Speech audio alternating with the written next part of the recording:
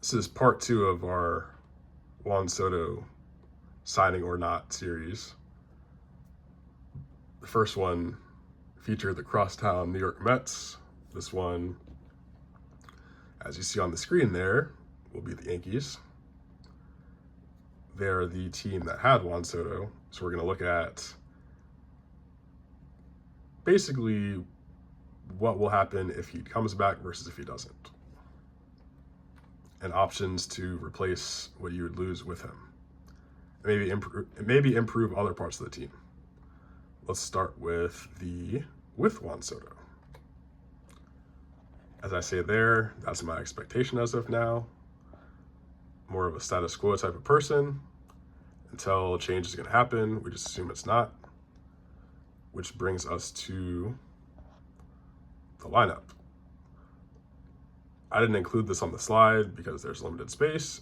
I wanted to keep this short in terms of the PowerPoint, but losses include Anthony Rizzo, Gleyber Torres, Alex Verdugo.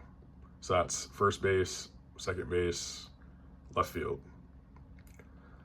Those are more or less the 3 positions we're filling. And obviously, if Juan Soto were to go, that'll be right field as well. But in this one, Soto stays, so we're filling out the rest of the team. You put Jason Dominguez in left, take over for Verdugo. And this one, Spencer Jones is sticking around because I haven't made any trades. Just having that as an option. I do say Grisham moves, but if there's no expectation of Jones being anywhere near ready over the 2025 season, you might just keep Grisham around as your 4th outfielder in a panic type of situation or where you need improved defense. Say it's the 9th inning, you take out Soto, put Judge in right. But this is the general setup of the outfield. Jazz Chisholm came in, hit some home runs, played some third base. Some people might want to see him stay at third, but I think moving him to second, which is his natural position, hey, maybe he can play some right. Some center, put Judge in right, in more defense first scenarios, have Caleb Durbin play second. That's always possible. Also have LeMahieu and Stroman being moved. I don't know where. Just someone to take on their contracts. Get some production. It's more of a they're not good with the Yankees at this point, rather than they're not good baseball players. Marcus Stroman, there's so many teams that are either just not competitive or don't care that if they could take on his contract, even if the Yankees have to pay some, he'll throw innings. It's just the Yankees, with what they did in the postseason, not throwing him at all, that's a clear indication that they don't want him anymore. So we're going to move him on. LeMahieu's old. You're replacing him with Christian Walker. So that brings us to our second signing after Soto, which is Christian Walker for first base. That's 3 years. Ben Rice then becomes the backup. We're also going to sign Josh Rojas.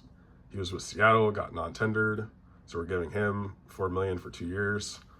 The thinking here is Stanton has, I believe, 3 years left.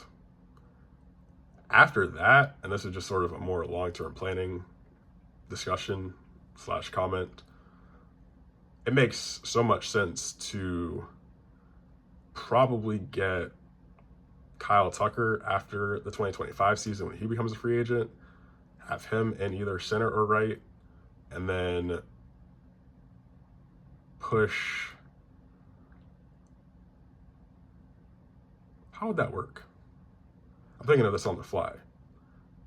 But the thinking would be basically Tucker or Dominguez in center, the other in left, and then Judge in right.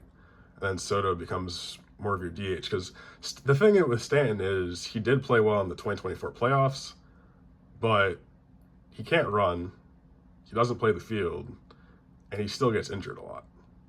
So to say, oh, well, Soto's going to be in right all the time, that's not necessarily true. So you bring in another outfielder, and if Spencer Jones comes through and is good, then hey, you don't necessarily need Kyle Tucker. It's the Yankees, though, so they want the best players. The point being,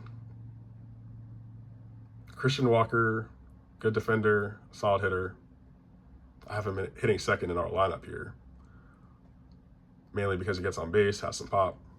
Not the fastest, but a lot of these guys aren't fast. Josh Rojas comes in, shows up third base. You still have Cabrera, Peraza as infielders who can slide in. I mentioned Durbin if they deem him ready, say after spring training or part of the way through the season.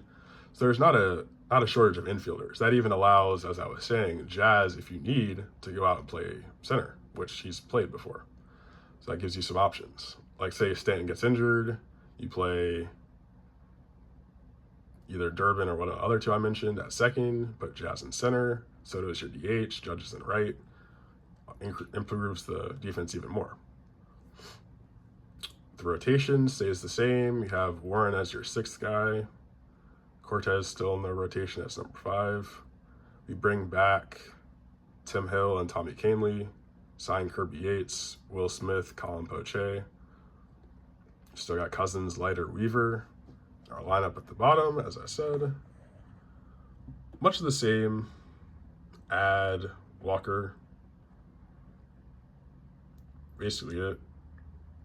Dominguez comes in for Verdugo. Rojas is 9th. I think that's pretty solid. Moving on to without. I have to do some more explaining here. All right. A bit different. Profar, I will just say right out that Profar for me makes a lot of sense. Is it realistic? Probably not. I could see him going to a team that probably needs an outfielder or believes they need an outfielder a bit more, or just staying in with the Padres. And he slots in here at second in our lineup.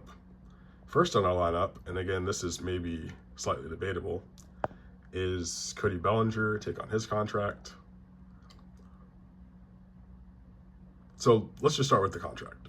All right, so this is going out of order, but we have Profar, 3 years, 15, seems realistic. Bellinger is 27 for 1 year. He also has a player option for next year, so we'll just assume that's 2 years. This is all not accounting for Soto's money, obviously, so we have more money to play with. We're trading Stroman's contract, and he'll give them some innings. St. Louis we're talking about, plus Arias and Jones for Arenado and Helsley, taking all of Arenado's contract, putting him at third. Seems pretty self-explanatory. Improves the defense. Jazz goes to his natural position. We have Dominguez taking over center with Profar and Judge in left and right, respectively. Like I was saying with the last one, though, could put Profar at first, Jazz in center, Dominguez in left, Judge stays at right where he's probably more comfortable and more suited at this point. You could put Bellinger in center. Did I just say that? Sorry. Put Chisholm in center, Dominguez in left, Profar at second. There's so many options here. If Stanton's injured, one of those guys could DH. Could put any of the guys I mentioned before at second or third. Have Arenado play first if you need to. There's so many options with this. That's the one advantage of not having Soto, at least with your defensive alignment, is with these guys. That's partly why I picked Profar. You have many options to move guys around. If you wanted Judge to play center for whatever reason, I don't get that, but if you wanted that, then you could do it and just move everyone else around. Outside of that, we re-sign Hill, add Milner, that's the reliever. So there's our bullpen. Down there, we got Cortez, Leiter, Cousins, Helsley, Milner, Hill, Warren, Weaver. Pretty solid. Lastly, add Jose Quintana. That allows Cortez to be in the bullpen. Fills out the rotation. Cole, Rodon, Hill, Quintana, Schmidt. That's pretty solid. Also would still have Warren in this case, if I remember. Yeah, so we haven't moved him, so he'd be your sixth guy in this one as well. So that, from that perspective, similar, see. Lastly, which is better? I want you guys to tell me in the comments, whoever watches this. I think it's tough. like I said, if you want financial flexibility, knowing that this is not the Yankees of old, this is not the current Dodgers, having Soto's contract on top of Judge and Stanton's, at least for a little while, limits that. I've mentioned the defense. You could make adjustments, but generally having Judge in center, Soto in right did not work well. You saw that in the World Series in the last game, Game 5, how much of a mess that can become. There's some risk with an aging Walker with our second one. Well, really the first one too, but there's some risk with Walker. Don't want a DJ type of situation. It's only 3 years though. This is not 10 plus of pretty much Soto and Judge, where at some point that's basically going to be first base DH and you got to work the rest of the lineup. There's a pro with that because they're Hall of Fame hitters, but there's also the con of it limits A, your financial flexibility, and B, what you can do with your lineup. Although Judge is 6'7" and should be solid at first, and even if you don't have Judge there, it's Soto, so you could even rotate those two. Obviously, Yankees fans will want him to stay, Soto, but I'm just showing that there are options, and it can be a arguably better overall team. So there's less star power, essentially. He would go to the Mets in this case, though. So if you were to play, it would be in the World Series.